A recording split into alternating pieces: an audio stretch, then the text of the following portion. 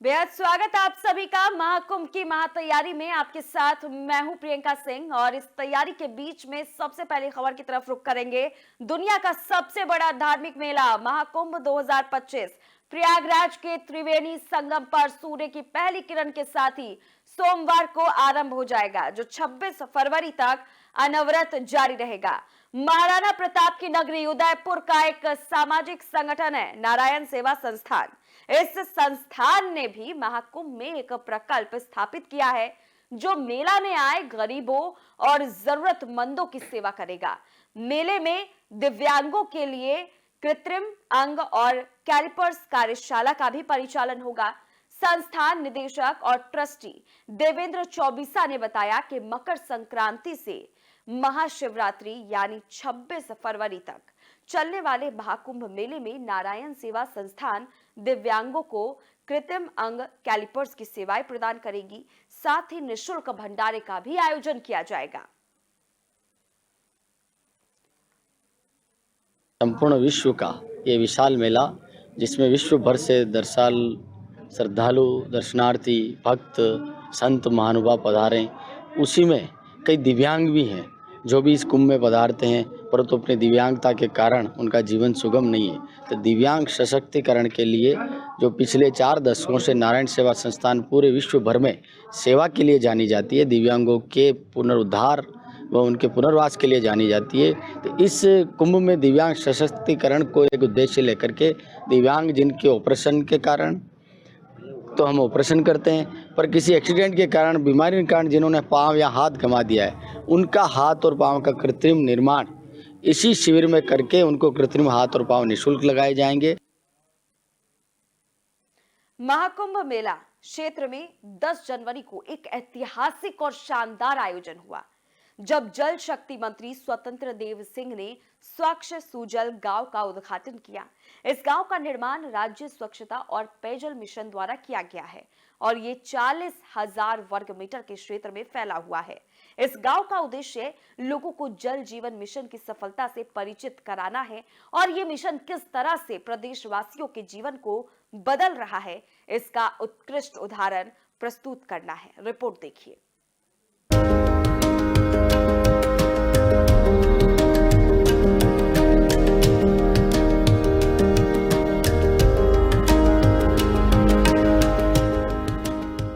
जल शक्ति मंत्री ने उद्घाटन किया और भगवान शिव जी की प्रतिमा पर माल्यार्पण कर पूजा अर्चना की। इस गांव में बने जल मंदिर में बैठकर के मंत्री ने विधि पूर्वक पूजा की और प्रदेश वासियों की सुख समृद्धि की मंगल कामना की। मंत्री ने कहा, अब हर घर में नल से जल पहुंच रहा और जल जीवन मिशन के कारण बुंदेलखंड सहित पूरे प्रदेश में जलापूर्ति की व्यवस्था में जबरदस्त बदलाव आया।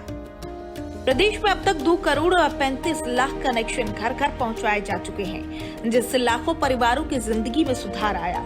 ये एक बड़ी उपलब्धि है जो जल जीवन मिशन की ताकत को दर्शाती है।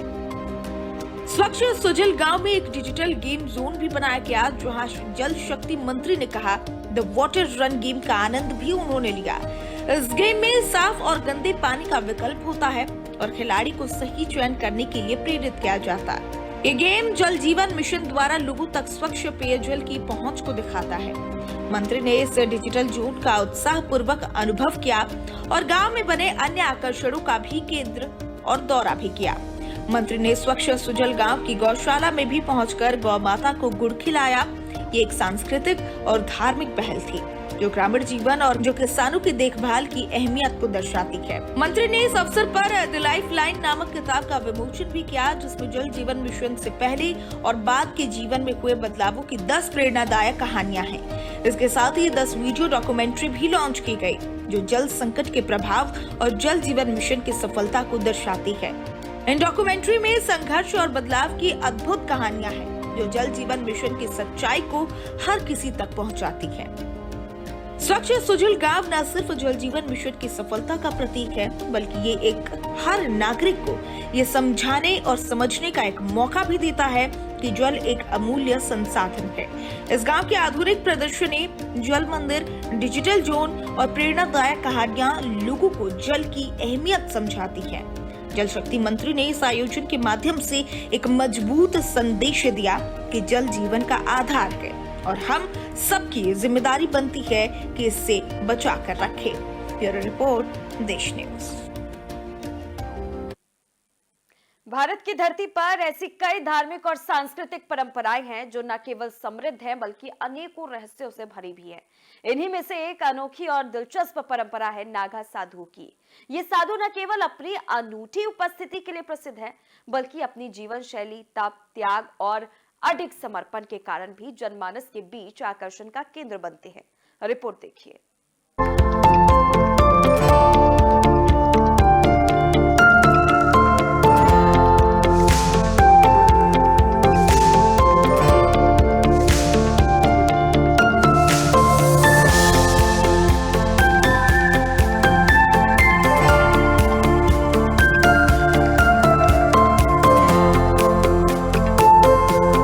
नागा साधु वो महान तपस्वी होते हैं जिन्होंने इस भौतिक दुनिया की सारी सुख सुविधाओं का त्याग कर दिया है। उनका जीवन समर्पण और साधना की चरम अवस्था को दर्शाता है। उनकी विशिष्ट पहचान उनके नग्न शरीर से होती है जिसे वो राख से ढकते हैं। ये राख उनके सांसारिक संपत्ति और इच्छाओं से दूर रहने का प्रतीक है। उनके शरीर पर ये राख शांति, आत्म संयम और निराकार ब्रह्म की ओर उनकी यात्रा की निशानी होती है। इन साधुओं का जीवन किसी महाकाव्य से कम नहीं होता। वो हर भौतिक सुख साधन को छोड़कर केवल अपनी आत्मिक उन्नति और परम आत्मा के साक्षात्कार की ओर बढ़ते हैं। उनका एकमात्र उद्देश्य होता है आध्यात्मिक ज्ञान प्राप्त करना और जीवन को एक साधना के रूप में जीना। उनके इस तप के कारण उनका हर कदम एक प्रेरणा बन जाता है। और अब बात करें उन अद्भुत अवसरों की जब ये साधु अपनी पूरी आभा के साथ दुनिया के सामने आते हैं। हर 12 साल में होने वाला महाकुंभ मेला एक ऐसा मंच है जहां लाखों की संख्या में नागा साधु अपने अलग अलग अखाड़ों के साथ एकत्र होते हैं। ये मेला सिर्फ एक धार्मिक आयोजन नहीं होता बल्कि एक भव्य आयोजन होता है जहां साधु अपने जीवन के अद्भुत अनुभवों को प्रकट करते हैं। उनके इस तप के कारण उनका हर कदम एक प्रेरणा बन जाता है। ये मेला सिर्फ एक धार्मिक आयोजन नहीं होता बल्कि एक भव्य आयोजन होता है जहां साधु अपने जीवन के अद्भुत अनुभवों को प्रकट करते हैं।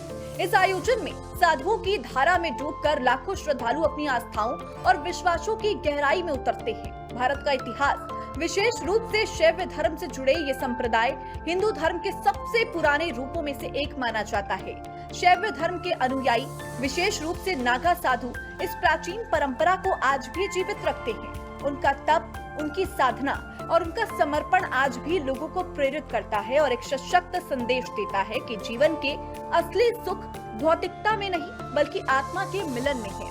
इन साधुओं का जीवन किसी नृत्य या कला से कम नहीं होता। ये अपने आप में एक उत्सव होता है।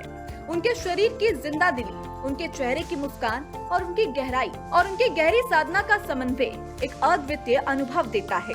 हर नग्न शरीर, हर राख में लिपटा रूप एक गहरी कहानी बयां करता है। उनकी उपस्थिति एक शांति का एहसास कराती है तो देखने और महसूस करने में एक ना भूलने वाला अनुभव होता है। नागा साधु अपने साधना, त्याग और तप के साथ हमें ये याद दिलाते हैं कि असली खुशी इस दुनिया की चकाचौंध से परे हमारे भीतर छिपी आत्मा की गहराई में है। भारत की ऐतिहासिक परंपरा और उन साधुओं का जीवन हमें सिखाता है कि जो चीज हमें दिखती है वो हर वक्त असली नहीं होती। असली सुख और शांति तो हमारी आत्मा के भीतर बसी होती है। यूपी की योगी सरकार प्रयागराज महाकुंभ को दिव्य, भव्य और स्वच्छ बनाने के लिए हर संभव प्रयास कर रही है। महाकुंभ को लेकर लगभग सारी तैयारियां अब पूरी हो चुकी है और पीएम मोदी के साथ साथ खुद मुख्यमंत्री योगी आदित्यनाथ की तैयारियों की देखरेख में जुटे हुए नजर आए। जरा इस रिपोर्ट को देखिए।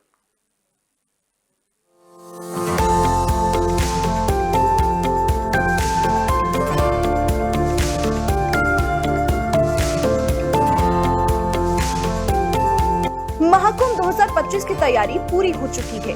महाकुंभ के आगाज की तस्वीरें भी सामने आने लगी हैं। महाकुंभ की तैयारी जिस भव्यता के साथ शुरू की गई थी उसी भव्यता के साथ पूर्ण होती हुई नजर आ रही है। देश के यशस्वी प्रधानमंत्री नरेंद्र मोदी और प्रदेश के मुखिया एवं यशस्वी मुख्यमंत्री योगी आदित्यनाथ जी के कौशल देखरेख में महाकुंभ 13 जनवरी से शुरू होगा और 27 फरवरी तक चलेगा।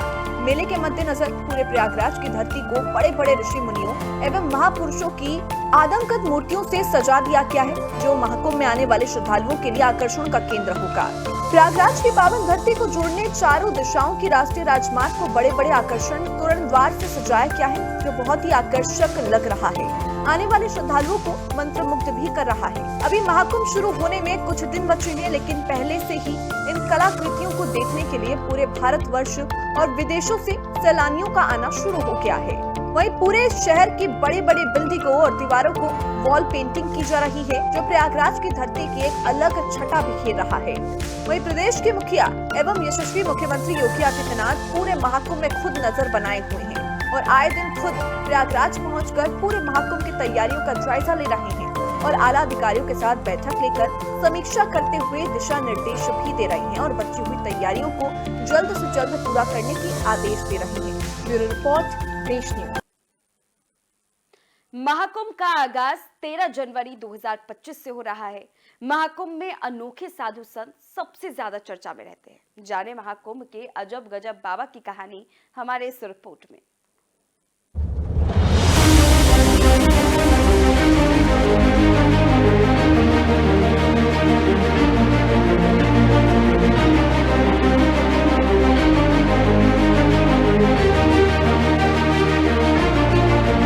महाकालगिरी बाबा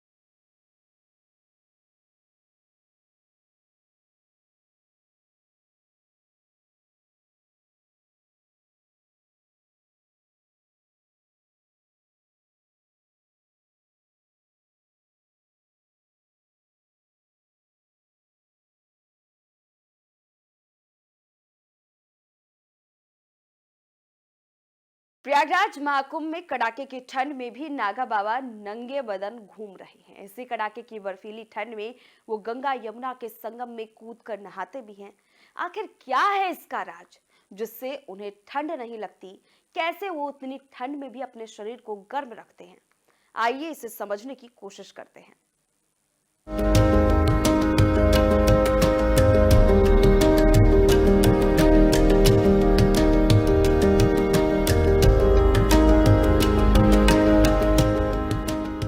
प्रयागराज महाकुंभ में संगम में डुबकी लगाने और शाही स्नान करने के लिए बड़ी संख्या में नागा साधु पहुंच रहे हैं। इस कड़ाके की ठंड में भी ये बाबा निपट नंगे बदन रहते हैं, उन्हें कोई ठंड नहीं लगती। नागा साधुओं का कड़ाके की ठंड में भी नंगे रहने का रहस्य काफी रोचक और गहरा है। ये शारीरिक सहन शक्ति से कहीं ज्यादा है। दरअसल नागा साधु लंबे समय तक कठोर तपस्या करते हैं, जिससे उनका शरीर कठोर परिस्थितियों में ढल जाता है। नियमित ध्यान और योग अभ्यास से वे अपने शरीर और मन पर नियंत्रण पा लेते हैं। इससे उन्हें गर्मी सर्दी का अनुभव कम होता है। हिमालयी योगी तो कुंडलिनी जागरण की प्रक्रिया अपनाते हैं। कुंडलिनी एक शक्तिशाली ऊर्जा है।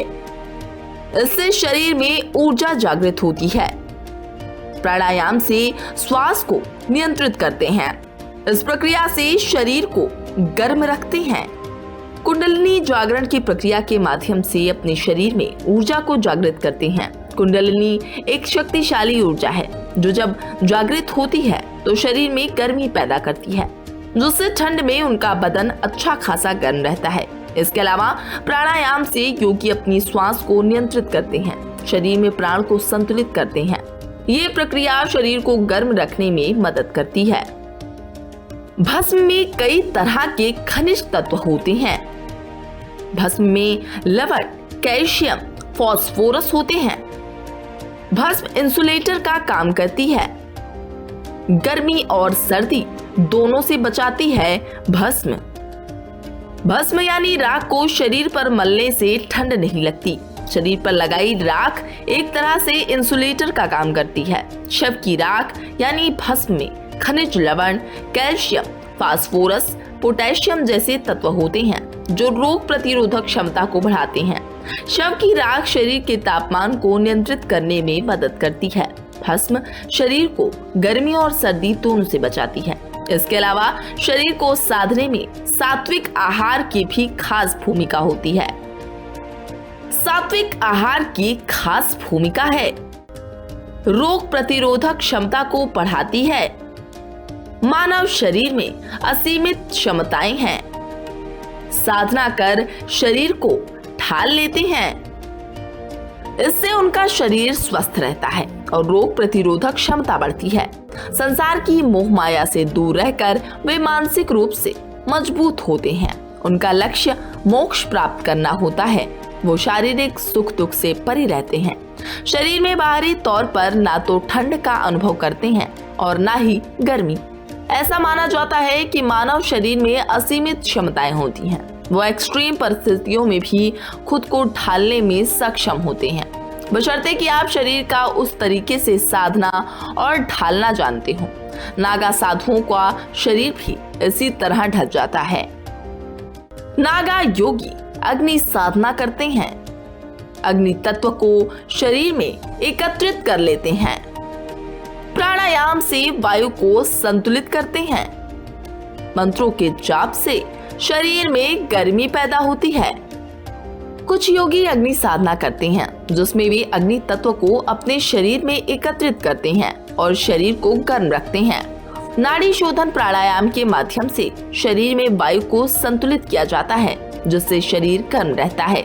कुछ मंत्रों का जाप करने से भी शरीर में गर्मी पैदा होती है, उन्हें आध्यात्मिक शक्ति प्रदान करती है। ब्यूरो रिपोर्ट, देश न्यूज। तो वहीं उत्तर प्रदेश की धार्मिक नगरी प्रयागराज में महाकुंभ 2025 दिव्य, भव्य और नव्य का डंका चहुओर बजने लगा है। अखाड़ों की पेशवाई लगभग पूरी हो चुकी है। स्वामी श्री बालकानंद महाराज ने शानो शौकत से महाकुंभ मेला में प्रवेश किया। वहीं उदासीन अखाड़े की पेशवाई अद्भुत नजर आई। पूरी खबर इस रिपोर्ट में देखें।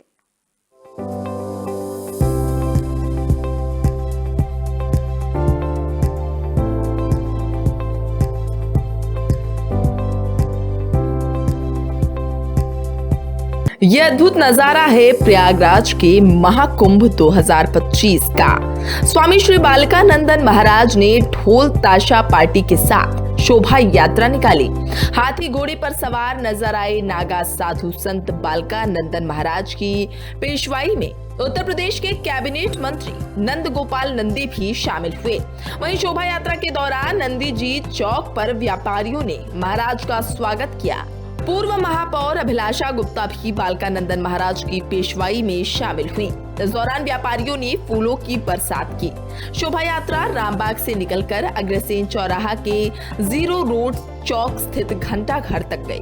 वहां से फिर लोकनाथ बहादुरगंज होते हुए छावनी में प्रवेश कर गई। दूसरी तरफ उदासीन अखाड़े की पेशवाई भी अद्भुत नजर आई। उदासीन अखाड़े ने पूरी भव्यता के साथ अपनी शोभा यात्रा निकाली। शोभा यात्रा पत्थरचट्टी से निकली, फिर जॉनसेन गंज चौक घंटा घर लोकनाथ बहादुरगढ़ होते हुए मेला क्षेत्र में प्रवेश कर गई। उदासीन अखाड़े की पेशवाई में नागा साधु नाचते गाते मदमस्त नजर आए। वहीं कुछ नागा साधु घोड़े और हाथी पर सवार थे। नामी अखाड़ों में शुमार बड़ा उदासीन की विशाल शोभा यात्रा ने सनातनी परंपरा को जीवंत कर दिया। भव्य और विशाल शोभा यात्रा में भगवा रंग और शिव भक्तों की अनोखी टोली को देख श्रद्धालु मंत्रमुग्ध हो गए।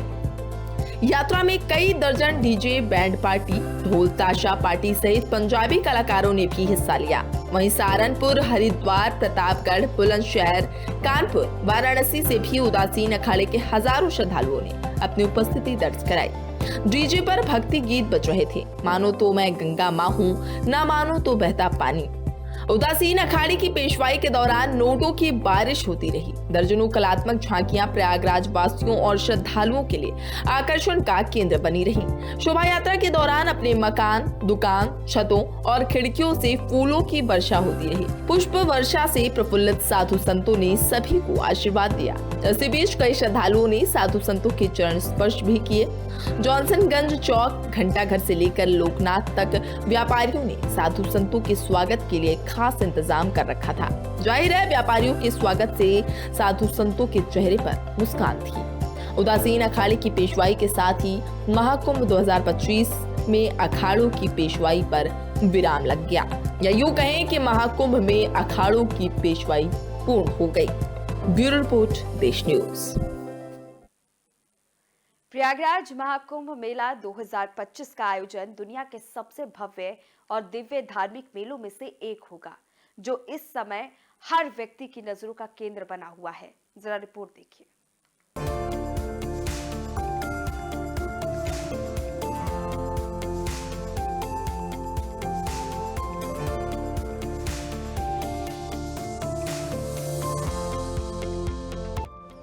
महाकुंभ 2025 में श्रद्धालुओं की सुरक्षा को लेकर योगी सरकार ने व्यापक तैयारी की है। जल, थल और नभ तीनों स्तर पर सुरक्षा के पुख्ता इंतजाम किए जा रहे हैं। इन्हीं सुरक्षा इंतजामों का जायजा लेने के लिए 4 जनवरी को उत्तर प्रदेश के डीजीपी प्रशांत कुमार प्रयागराज पहुंचे थे, जहां प्रशांत कुमार ने सुरक्षा व्यवस्था का निरीक्षण किया और उच्च अधिकारियों के साथ समीक्षा बैठक भी की। इस दौरान उन्होंने मीडिया से बात करते हुए स्पष्ट किया कि श्रद्धालुओं की सुरक्षा प्रदेश पुलिस की प्राथमिकता है और इसके लिए सभी स्तरों पर तैयारी पूरी कर ली गई है। प्रयागराज में डीजीपी प्रशांत कुमार ने मीडिया से बातचीत में कहा कि मुख्यमंत्री योगी आदित्यनाथ जी के निर्देश पर सुरक्षा के पुख्ता तैयारियां की गयी। मुख्य स्नान के दिन जल, थल और नभ तीनों स्तरों पर श्रद्धालुओं की सुरक्षा सुनिश्चित करने के लिए हम प्रतिबद्ध हैं। उन्होंने कहा कि महाकुंभ हमारे लिए एक बहुत बड़ा अवसर है। जब इस पृथ्वी पर इतना बड़ा मानव समागम होने जा रहा, लगभग 40 से 50 करोड़ लोग इस 45 दिन के दौरान यहाँ आएंगे। साथ ही डीजीपी ने बताया बड़ी संख्या में विदेशी श्रद्धालु भी महाकुंभ में उपस्थित रहेंगे। उन्होंने कहा कि महाकुंभ को लेकर पिछले कुछ महीनों से युद्ध स्तर पर तैयारियां की जा रही हैं। इंफ्रास्ट्रक्चर, उपकरण और मानव संसाधन सब कुछ अनुकूल है। हमारी तैयारी अच्छी है और इसे और बेहतर बनाने के लिए लगातार प्रयास किए जा रहे हैं, जिसको लेकर आपदा प्रबंधन, फायर सेफ्टी और ट्रैफिक के लिए विशेष फंड्स जारी किए गए हैं। डीजीपी प्रशांत कुमार ने कहा यहाँ किसी तरह की कठिनाई न हो, इसके लिए सभी प्रकार के अत्याधुनिक उपकरण यहाँ उपलब्ध हो चुके हैं। यहाँ इंटरसेप्टर तैनात किए गए, T-3 ड्रोन में भी भारी संख्या में लगाए गए हैं और एंटी ड्रोन सिस्टम भी स्थापित किया गया है। वाटर फ्रंट को पिछले कुंभ के मुकाबले और अधिक मजबूत किया गया। उन्होंने कहा कि मेला क्षेत्रों में घाटों की संख्या और क्षमता इसलिए बढ़ाई गई ताकि जो श्रद्धालु जिस रूट से जा रहे हैं वे उसी रूट से स्नान करें और वापस चले जाएं। साथ ही डीजीपी ने कहा कि रेलवे के साथ भी हमारा समन्वय बहुत अच्छा है। उन्होंने कहा कि साइबर सुरक्षा को लेकर भी हम सजग हैं और साइबर सिस्टम को सुरक्षित करने के लिए तमाम दक्ष एजेंसियां द्वारा कदम उठाए गए हैं। ब्यूरो रिपोर्ट, देश न्यूज।